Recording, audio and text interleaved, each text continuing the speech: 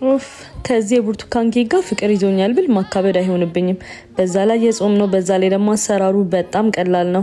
ሰው ለእናንተም ይዤላችሁ መጥቻለሁ። በተለይ እንደዚህ ብስል ያለ ብርቱካን ከሆነ ቤታችሁ ያለው ደግሞ ሞር ኬኩ በጣም ጣፋጭ ነው የሚሆንላችሁ። በመጀመሪያ 2 የቡና ሲኒ ዘይት እናደርጋለን።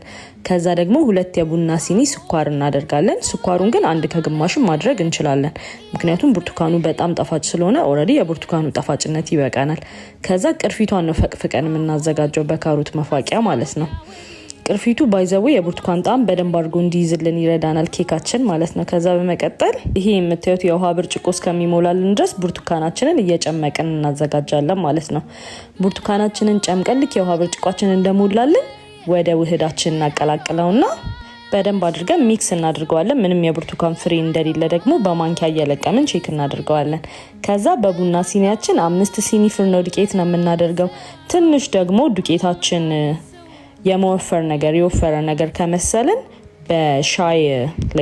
በሻይ ብርጭቆ አድርገን ሙቅ ውሃ አፍልተን በሻይ ብርጭቆ ጨምረን ማቅጠን እንችላለን።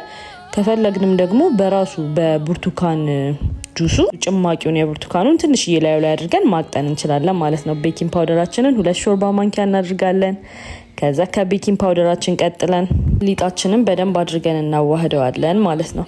እንዲህ እንደምታዩት በደንብ አድርገን ካዋሃድን በኋላ አክቹሊ እኔ ይሄ የማነው ስሙ የእንትን መበጥበጫው አለ አይደለ፣ የእንቁላል መበጥበጫው እሱንም ማልጠቀመው ለማጠብ ስለማይመቸኝ ነው። ላዩ ላይ ለጣጠፍበትና ካሮት ያው እንደ ፍላጎታችሁ ነው። እኔ ስለምወድን የጨመርኩበት፣ እንዲሁም እንደ ጁስ ራሱ ፈጭታችሁ መጨመር ትችላላችሁ። ቫኒላ ደግሞ በክዳኗ 2 ነው የምናደርገው።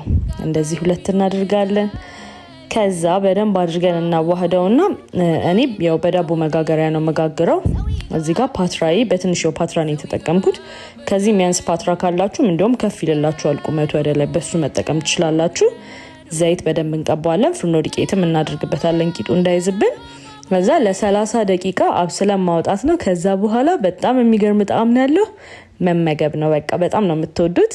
ከዚህ በፊት የሰራሁትን የሙዝ ኬክ አሰራርም ሁላችሁም ወዳችሁት ነበር። ቴንክስ 700,000 ሰዎች ስላያችሁልኝ።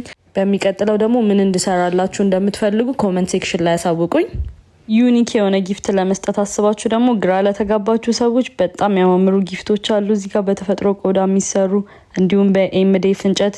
ከእርሶ የሚጠበቅበት ከስር ባለው ስልክ ቁጥር ደውሎ ማዘዝ ብቻ ነው። ቴንክ ዩ